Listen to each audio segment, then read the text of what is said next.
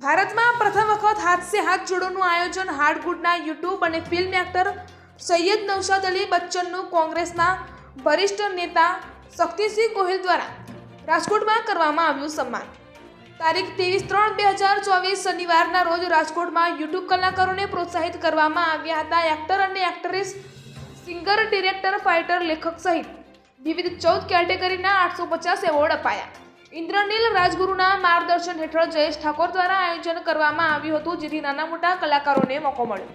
આ એવોર્ડમાં ભારતના 10,000 કલાકારોનું નોમિનેશન કરવામાં આવેલું હતું, જેમાંથી 850 આર્ટિસ્ટને એવોર્ડ આપવામાં આવ્યા। એક જજની ટીમ દ્વારા તમામ પાર્ટિસિપન્ટની વર્ક લિંક પર તેનું વર્ક જોઈ તેનું નામ નોમિનેટ કરવામાં આવેલ અલગ અલગ એક્ટર અને એક્ટ્રેસ, કેમેરામેન, લેખક, ડિરેક્ટર, સિંગર, મ્યુઝિક ડિરેક્ટર સહિત 14 કેટેગરીના એવોર્ડ દેવામાં આવ્યા હતા।